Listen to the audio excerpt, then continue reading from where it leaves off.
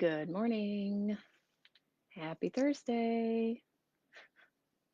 I never know when this actually starts. Um, Hello. So,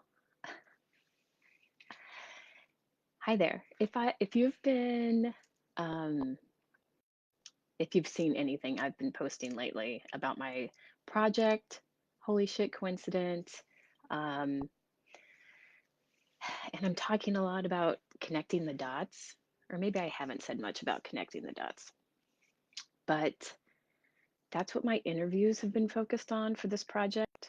So this project is it's called Holy Shit Coincident because I've had a couple of these and I don't the name came to me last summer and I was trying to find what lights me up, what I love to talk about, uh, what I could talk about all day long. So I'm going to try to keep this under 10 minutes. But also, when I'm online, when I'm on Facebook and I see someone who I want to know more about, like I want to know somebody's whole story. And maybe that's part of what lights me up and what I like so much about this project is digging in and being kind of nosy and asking people where are the big decisions, big turning points, big pivots, where are the big events in your life? And I want to find out what made them happen. Because maybe last year, every once in a while, if I can't sleep at night and I'm laying there, and it's not necessarily that things are racing through my mind, but I get ideas, or yeah, I get ideas. And one night, laying in bed, like this whole map of my life just appeared in my head. And these events that I had looked back on, wondering, how the hell did I get there? And why didn't this work out the way I wanted it to? Suddenly, I was able to connect all these dots. I was able to see the bigger picture and why this happened, because it led to this. And why did this happen? Because it led to this. And without these points, without these events, so much wouldn't have happened. So much fun that I've had wouldn't have happened. So I'm going to give you a quick overview of my map. Um, and I plan to do like a free webinar to take people to help them see their big events and their dots and create their map. So here's mine. Um, Growing up, I don't know why, just always thought I was going to go to law school. And but what really sticks in my brain is the Jackson Browne song "Lawyers in Love," and I have this. There was a time I was riding my bike home in the summer from swimming at the surf club, and I don't know, maybe I was 12 or 13, and I think I was listening to that song "Lawyers in Love," and I was like, yeah, that's gonna be me. Um, so anyway, wanted to go to college, went to college. I think it was I think it was the only school I applied to because it was like the shortest application and it was free. Um, but anyway, when I was about to graduate, I questioned, am I really going to law school? Do I want to go to law school? I don't. And then my car was towed from my driveway and it didn't work out well. And I lost my car and I thought, on a technicality, and I thought, that's some bullshit. If I had money, if I had been able to hire an attorney, that wouldn't have happened. And I thought, well, I'm going to law school now because that shouldn't happen. And I'm not going to let that happen again. So I am going to be educated. I'm going to know this stuff next time. So I look at that as a big one where I was wavering, I wasn't sure. And then that happened, pushed me along to law school, right? So, law school. take the LSAT. My grades were always all right. I never did anything. I didn't do homework. In college, if I didn't have money, I didn't even buy the books a couple times. I just went to class. So, I kind of skated through college, and then law school came, and oh, and then so I like wanted to go to Notre Dame Law School. All right, that wasn't happening. But then one day in the mail, I get this thing about Ohio Northern. And I just remember this letter like, we love women. We do all this stuff for women. You should come here. And I really, reading that letter, was like, all right, I'll go there. And so I went there. Um, and then, so you're divided into sections in law school first year. So there are three sections. I think there are like 125 people in my class. So you're in class, all of your classes are with the same group. First year, those are pretty much the only people I knew were in my section. Second year, I come back, I'm a peer advisor. And so we're there early, and I'm walking into this like cookout for the peer advisors, and something pops into my head. A thought pops into my head. And I think, oh, I should introduce myself to all the L2s who I don't know. All right, that seemed reasonable. Didn't question it, just thought, oh, that's a good idea. I walk in, I see two guys with L2 name tags, and I say, hi, I'm Chris. And one of them says, I know. And I'm like, okay. I'm now married to him. So I thought there's a dot. Um, and then after law school, we weren't a couple through law school or anything. It was, back and forth, weird, whatever. Um, and then we're about to graduate, and everybody has plans. Everybody knows exactly what they're doing and where they're going. I don't. John doesn't. And I'm like, hey, where do you want to live? I'm not going back to Illinois. And he said he always wanted to live in San Diego. All right, I'll move to San Diego. So move to San Diego and take the bar exam and fail. So I'm looking for jobs, anything related to law. Um, and I end up as a legal temp. I'm a receptionist at a law firm. And it was great because nobody called, nobody came in. So I could sit there and read. So I read all these books that, as an English major, I should have read before, and I never did. Um, and take the bar exam, fail again. Okay, now what am I going to do? And oh, but before that receptionist job, um, I was looking for a job, and I'd always done food service, high school, college, law school, a little bit. And one day in my neighborhood, I decided to walk into this bakery. I'm gonna try this bakery. And there's a woman there talking to the cashier, and she says, my son runs a bar, he's looking for a bartender. So on her way out, I say, hey, I'm looking for a job. I've done that. So I start working in this bar. I'm there for about a week. I realize it's not going well. The guy's not going to pay me. He's not doing paperwork. I don't know what's going on. So I leave a note and I say, I'm taking this amount of money you owe me. Um, then I go get the receptionist job and fail the bar again. And I'm thinking, I need a job. I don't want to be a receptionist, right? Um, so I'm looking in the newspaper, how we used to find jobs, and literary literary agency assistant. I don't know what that is, but it says literary, and I like books.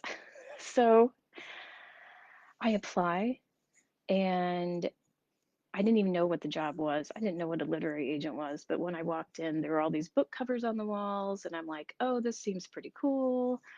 I have an interview, and the woman is talking about publishing agreements, and you have a legal background, so you can work on book projects and you can do my contracts. Cool. I was like stoked. I was like, this is so cool. And then later I found my resume that I had sent to them. My last name was circled. my maiden name Sour. And it was funny because she was remarried, but her first husband's last name was Sour, and her daughter's name was Kim Sour. I thought that was interesting. Um, so I worked there for 3.5 years. Um, in the meantime, I took the bar a total of 5 times. I passed on the fifth time, and I was trying to figure out how to get a job, where to get a job. Um, I skipped something. When I was at that receptionist job, I had an interview with the San Diego Public Defender's Office, and they called me before the interview and said, "We can't interview you. Something came up in your background check, your whatever, and we see that there were charges filed against you for theft." I was like, "What the hell are you talking about?" Oh, and I lost it. I thought, "Oh, my life's over. I'm not going to be a lawyer." This was like my one chance. And so I asked them, like, what happened? What was the deal? And they said someone filed charges. They never followed up. I never got called. Um, but it was that stupid bar job. The guy had called the police and said that I stole money. But that was it. Nothing else happened. So I thought, well, my legal career's over. And then the literary agency happened.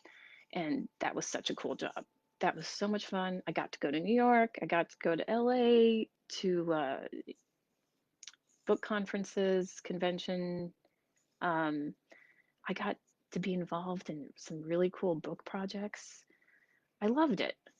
And I was also introduced to Reiki when I was there. A woman I worked with talked about Reiki. I'd never heard about it before. Actually, all this woo woo stuff was around me at that job. And I wasn't open to it. I didn't see it. It didn't resonate with me. So anyway, after I finally passed the bar exam, John decides he doesn't want to be a lawyer anymore. He wants to work in college athletics. So we left California. So I never got admitted in California. You have to do a background check and pass the bar exam, and I never completed the background check. I mean, it was like it was crazy, like the the amount of detail needed. Oh, look at me, 12 minutes. Um, so then we spent a year in Ohio, so John could do this sports internship, and that's when he learned about compliance. Like, oh, this is the job for him. It's like the NCAA rules guy. So they like people with law degrees. Um, and he was really into that. So then West Virginia University said, you can come here as an unpaid intern. We'll teach you about it. So we lived with John's mom for like a year and a half in Southwest Pennsylvania, which is right next to West Virginia. And that's where I had the first baby. Then he got a job at Northern Illinois, which coincided with my dad being very sick at the end of his fight with cancer. And he was at my sister's in Northern Illinois at the time. So that worked out. We went to Northern Illinois for a year and a half, almost 2 years, baby number two. Then he got the job as the head compliance guy at University of Idaho. And that was cool. Moved to Moscow, Idaho. We were there for 10 years, had two more babies. And when we were there, I thought, okay, we're going to be here for a while. I'm going to take the bar exam again. I'm going to be a lawyer. And I did. Took the bar exam. I was admitted while pregnant with number three. Then, you may have heard this part, I'm trying to practice law, trying to find a way to do this and get pregnant with baby number four. And that's when donuts happened. And that's when we went to Pike Place. Um, I was at playgroup, had this loud, something loud inside me was saying, go to Seattle. You have to go to Seattle. Went to Seattle, saw the donut machine, had to have one, started selling donuts at farmers market, which was awesome because I was home with my kids all week and did donuts on the weekend. So, like, the big reason We left California and it wasn't a big deal to me because I knew I wanted to be home with my kids. I knew I didn't want to work all day, all week. So the universe knew that. And so I'm doing donuts. And then 2 years into doing donuts, I think it was 2011, in the fall of 2011, that's when I found this notebook um, where 3 years earlier, August of 2008, I had written down the answers to questions about what kind of business I wanted. And I didn't want a business. I was not looking for a business. I did that just sounded like a lot of responsibility.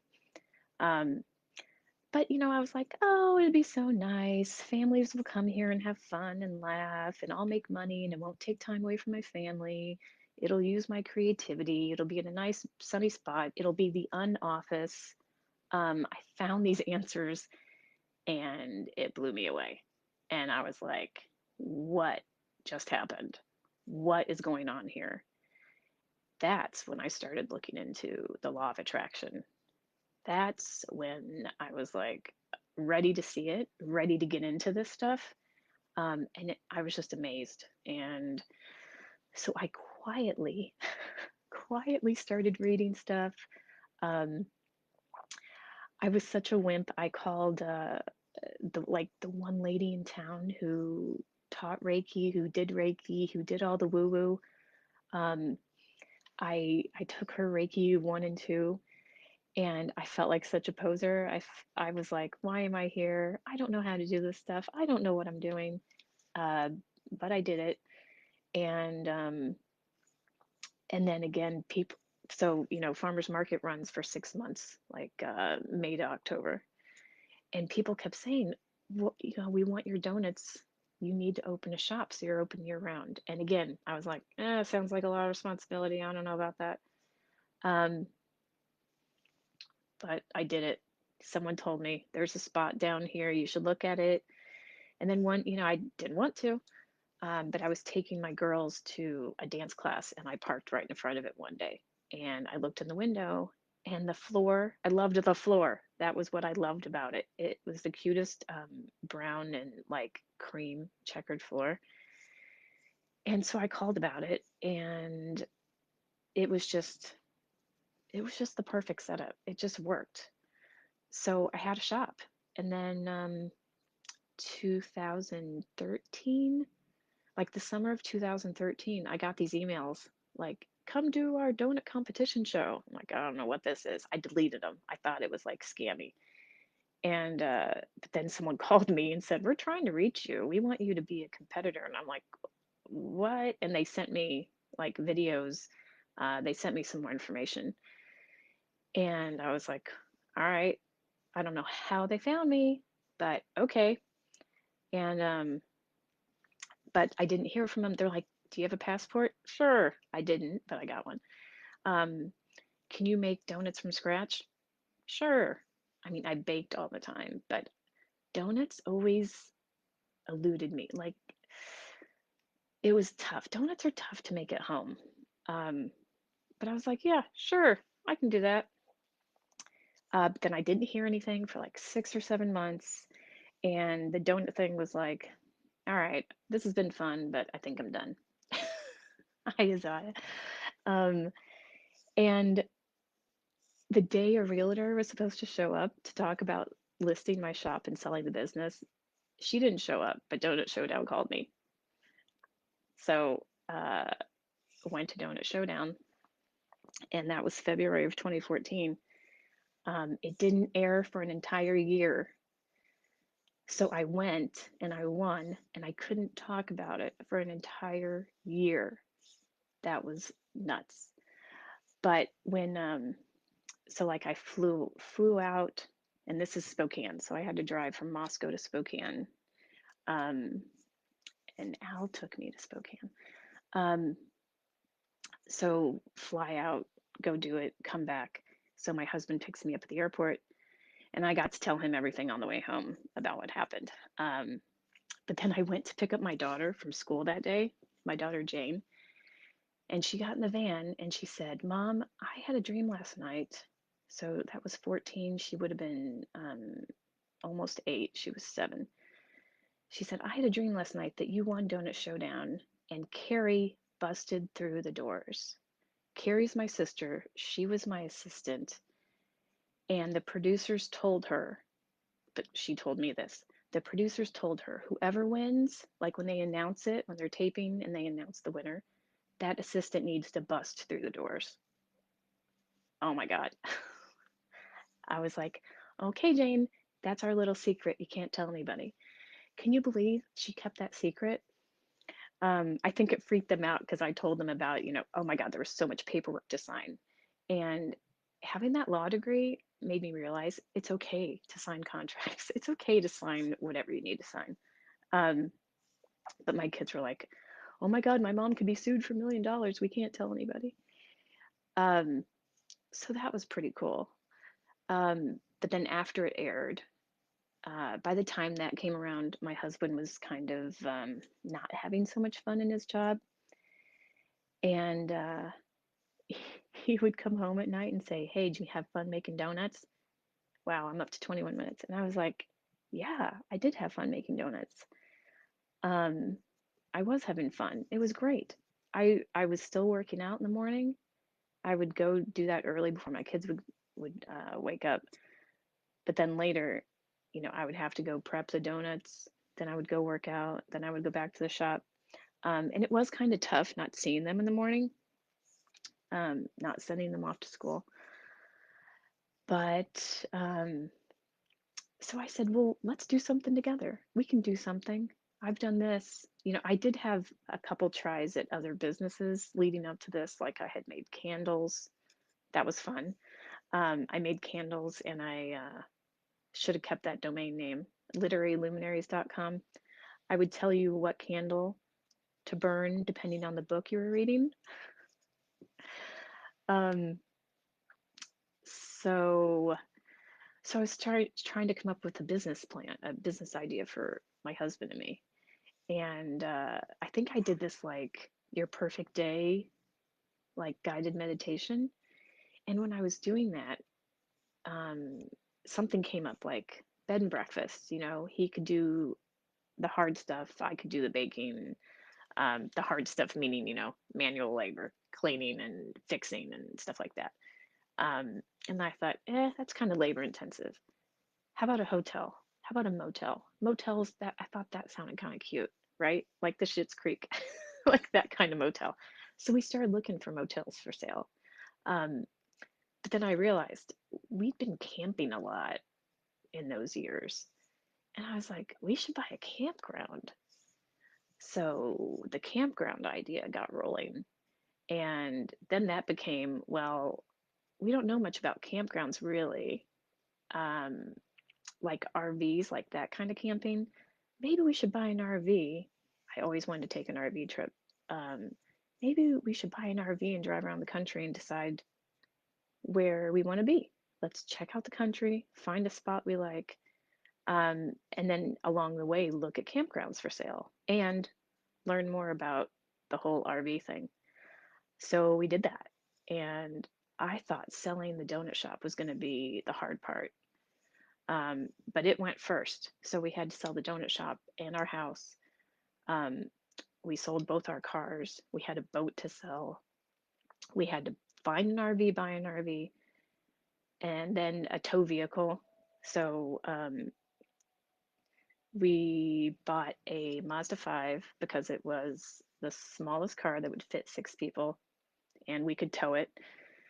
And so we did that. And in October of 2015, right? 2015, we left Moscow, Idaho, and started our our RV trip. It was kind of a donut trip because we started stopping at all the donut shops that had been on Donut Showdown because I wanted to try all their stuff.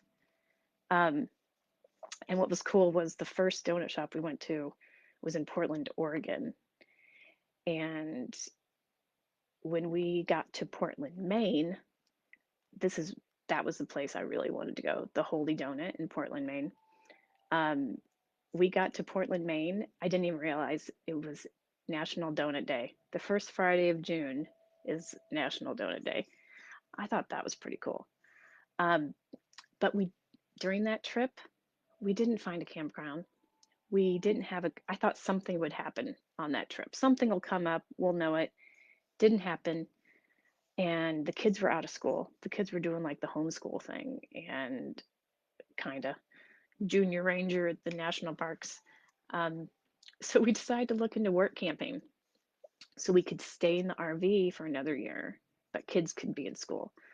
So where could you do that year round? New Mexico. So we found jobs at a KOA in Las Cruces, New Mexico, and we were there from August of 16 until July of 17. Um, and that was a whole new thing. But so we worked in the KOA office, um, 12 hours a week in exchange for our spot.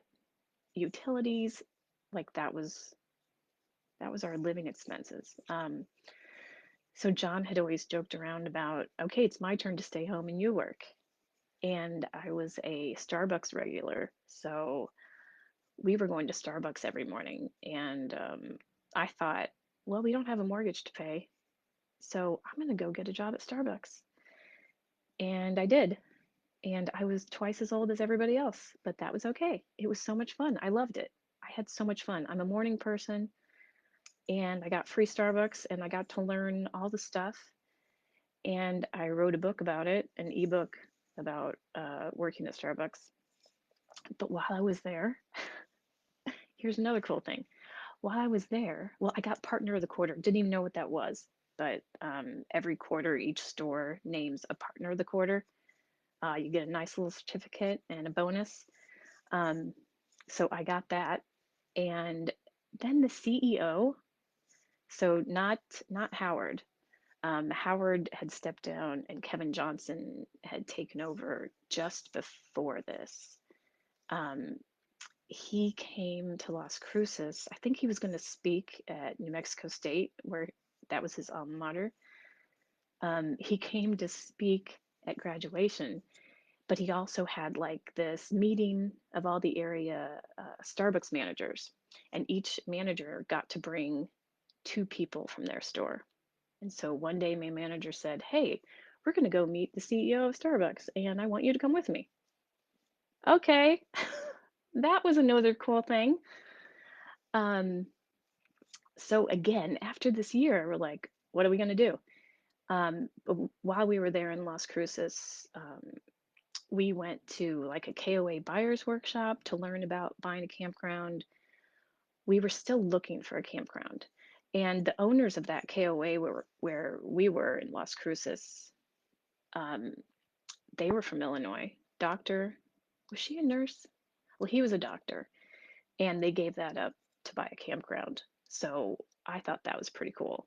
And I thought, this isn't totally nuts, you know? Like that year in the RV, my mother-in-law wasn't so happy about the idea of her son giving up a pretty good job at Idaho. Like Moscow is such a perfect town for families. You know, it's been named the best place to raise a family, and that was such a nice farmers market. It was such a cool area. I loved that town. But they didn't have a donut shop, and that was like the first thing I realized when we moved there. This place has no donut shop. How does a town not have a donut shop? I just didn't realize how big of a donut person I was before that. So we're in Las Cruces, and what do we do now? And we went out. We went out for dinner for my birthday, July, in New Mexico. And what was so funny about being in New Mexico is just the food. The food you're going to eat is not the same food you're going to eat in Minnesota. Um, and my kids, I love the lunch menu, the school lunch menu. So different. So I liked that we were, you know, I mean, all around the country, we were seeing new things. Um, but living there in New Mexico, we got to experience new things. The kids got to experience new things. Um, but we go out to dinner for my birthday, and the soup of the day was lentil soup. lentil soup in New Mexico, I thought that was weird. And I was like, that's a sign, honey. We're supposed to go back to the Palouse because Moscow, Idaho, Pullman, Washington, they're right there on the border. It's called the Palouse, and it's like the pea and lentil capital of the world. I'm like, it's a sign, honey. We have to go back. Um, Somebody had told him that job that he had opened up at Washington State, which is right across there, and it hadn't posted yet. But we're like, all right, we'll go back to Washington State.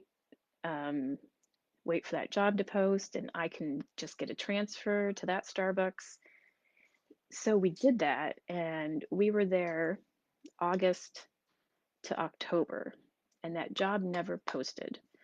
And I worked at that Starbucks, and it was not fun. That was not a good store. Um, but this job opened up, University of Minnesota, and we didn't get to come this way because we started in Oregon and then we went down the coast, California, then down across the south, and then up the east. Um, and I had wanted to come to Minneapolis because there are so many donut shops here. Every time I would turn on a baking competition show, it seemed like somebody was from Minneapolis. So I thought that was kind of cool. And I wanted to see the Mall of America, and Prince is from here. I had never been here. So we're like, all right, I guess we're going to Minnesota. And this was the end of October of 17. And we're still living in an RV. So, but what was cool about going back up to the Palouse was we had a bunch of stuff in storage. We didn't get rid of everything. We kept like some big stuff, like the dining room table and I don't know, some other stuff. But we came here the end of October of 17. Oh, 30 minutes. And didn't realize how cold it is in Minnesota in October already. And we needed to find a place like as soon as we got here. Um, but anyway, we got here and it was not fun at first, but here we are now. And so started working at Starbucks here, and I couldn't find a store at first, but it took me a while. It took me like 5 months, but I still had my discount. That was cool. It took me like 5 months to find a store here, and when I did, it was downtown Minneapolis, and that was a cool store. That was a cool store because it's attached to this Lowe's across from Target Center. So whenever a band or something would be at Target Center, they would stay at Lowe's and they would come to Starbucks. So I got to wait on Tim Matthews. Um, there was another band. I didn't know them, but somebody I worked with, LeBron James. It's so Target Field is there too. So basketball is played at Target Center. Um, that was a cool place. Who else did I meet there? I don't know, but I worked there for over a year. Again, partner of the quarter. Um, that was like my shop. Like that was the best manager. I loved it. But here's the problem. I'm in St. Paul. Parking downtown Minneapolis is pricey. So I would take the green line, the light rail from St. Paul to Minneapolis very early in the morning to go to work. And it wasn't fun because the trains aren't the cleanest.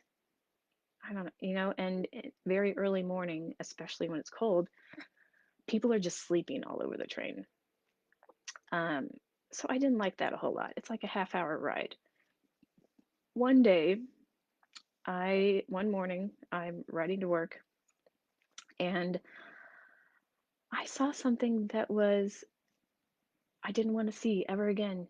Didn't want to experience that ever again. It was, ugh. So when I got off the train that day, I made this declaration full of emotion and I said, I'm never riding the Green Line again. I don't care what parking costs. I am never riding this train again. Um, and then there's a donut shop downtown near my Starbucks that I would go to a lot that I really liked.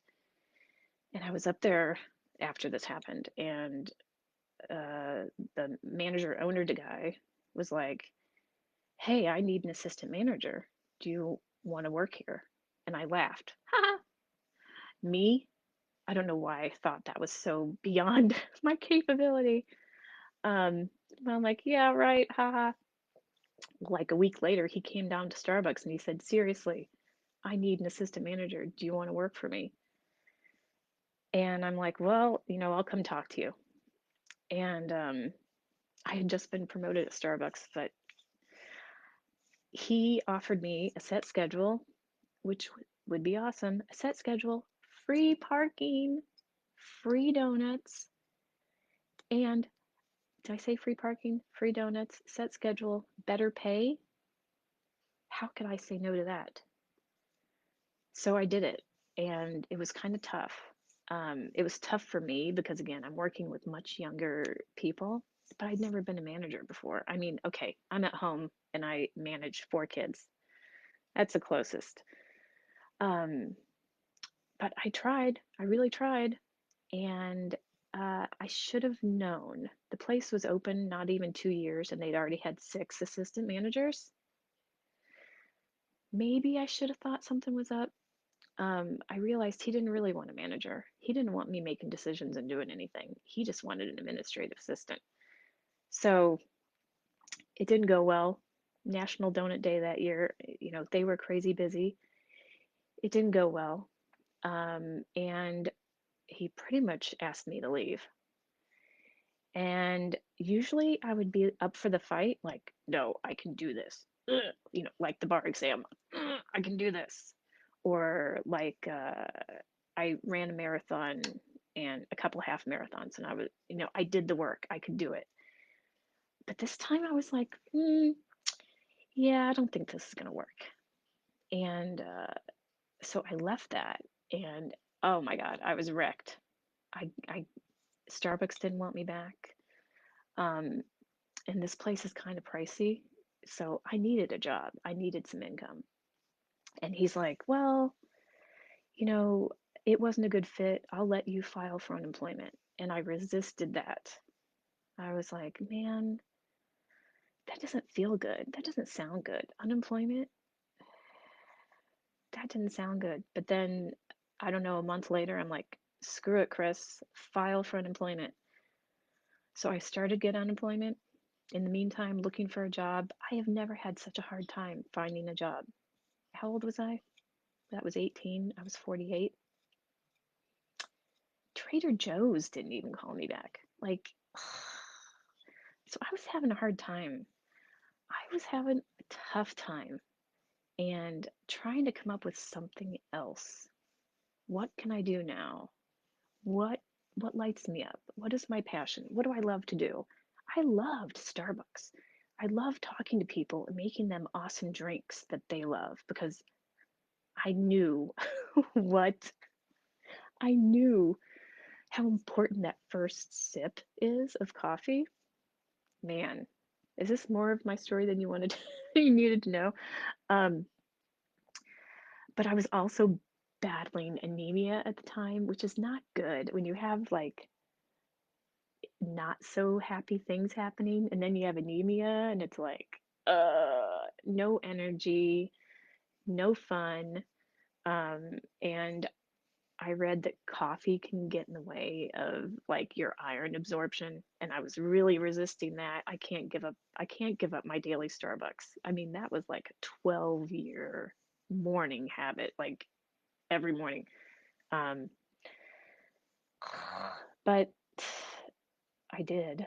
Isn't that funny? I gave up Starbucks. I switched to tea. I'm on unemployment. I'm trying to do better. And my unemployment ran out at the end of the year. And I'm like, well, now what am I going to do? And so by then I'd been following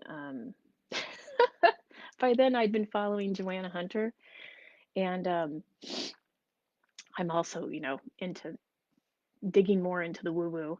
And I again made a declaration like, this is going to cost some money, but the universe is going to support me. And I made that decision, and that's it. I took that step. And then you know what happened? Coronavirus. And you know what came with coronavirus? Extended enhanced unemployment. And I didn't judge it. I'm like, you know what, universe? Thank you. I will accept it. I will take your support and I'm going to create something. So I did my coaching with Joanna last year. Still, and I was looking for something the whole time. Like, what am I going to do? What can I do? What can I help people with? What can I talk about? And then I started doing those daily lives last year, like the end of March. And I thought, I'm just going to get on here and talk every day. Something's going to come out. I'm going to find my voice. I'm going to find my direction. I'm just going to do it. And I did that from what, March until November. But along the way, um, that night happened where I woke up and I was like, oh my God, if this didn't happen, then that couldn't happen, and that couldn't happen. Um, and I saw that map of my life that took me from this point to this point to this point. And, you know, who knows what your final destination is? I'm just trying to enjoy the ride and have fun. But as I was searching for something last year, that holy shit coincident came up. Like, I love that stuff. I love those points in my life that were like, I can look back and say, oh my God, how did that happen? Oh my God, how did I attract that? So I bought the domain name Holy Shit Coincident in June, but it wasn't really coming together. Like, I don't know what to do with this. I like the idea. Does this happen to other people? Um, and so I stopped doing my lives in November. Again, I thought, all right, I'm just going to open up and allow something to come in. Um, and it's so hard. Like that was last year was a tough year. Not only pandemic, like, okay, now everybody's home. And now kids aren't going to school. John's here. So it was a tough year. And I think I probably pushed myself a few times, but I think it was kind of like one of those healing years for me. Just hang out, see what happens, soak up some Joanna energy. Um, and then it was a month ago. It was the very end of December. It was like the 30th. I woke up one morning and I was like, holy shit, coincident. Why don't I tell my story? Why don't I collect other stories? Why don't I? This can't only happen to me. Like, people all the time are like, how did I get here? Right? How did I get here? I don't know the whole song. What is it? Who is this? Who is this woman? Is this my house? People go through that. And I want to help people see those dots. I want to help. It came to me, this project. Collect stories, share them, help other people see these little nudges that they have actually followed, or the nudges that they ignored and where they came up again. Um, so that's what I've been messing around with this past month. I've interviewed 9 people. I have number 10 today, but now I'm in these communities with all these other woo-woo people. So I know that, um, like, I'm not psychic. I don't know if I try to come off that way. It's just that I'm open to hearing and feeling these nudges. So I got that nudge to go to Seattle. That was my wake up call. Like, okay, something's going on here. Um, so just being open to signs and saying yes to them. So I figure if I can collect stories of everybody, then I can help other people open up and see their stories and kind of accept it. So I've had a hard time not with the idea that I never practiced law because I got student loans. I got some student loans. Yes, I graduated 25 years ago from law school, but they're still there. And that's like a struggle I've been carrying. And I really need to take it easy on myself because it's not like the universe put you here, didn't put me here to be a lawyer. It just got me somewhere else. It got me to find my husband. It has helped me be a little more comfortable with contracts. Just having that education, I think. So, if I collect stories and share them with other people, I think I can help people feel better. Wow, I'm at 45 minutes. I think I can help other people feel better. And I think I can help people open up and say yes. Say yes to these things and realize the power you have. I created some of those opportunities, but I also followed some of those opportunities. Um, so that brings me to right now. So that brings me to right now. Um, and I think I'm going to do a webinar to help people see theirs and create their own map and find their dots and just keep going and see what happens. Um, this is really fun doing these interviews and digging around in people's pasts and saying, how did you get there? What took you here? You made this big decision or you didn't make a decision. Why? Why? What was going on there? Um, so that's it. That's my story. I don't know if oh, as I stayed through the whole thing. Um, so that's it. You got my whole story now. Because it's so funny, I see people on Facebook and I don't know, they're doing something, they're talking about something, and I always want to know more. I want to know more. I always want to know more. So if you want to follow along, my group is Holy Shit Coincident. Um, and it's a little different, like it's not a coincidence. It's not like oh, that was kind of funny. It's like, holy shit, I did something. The universe can hear me. The universe is answering me. The universe is showing me this way.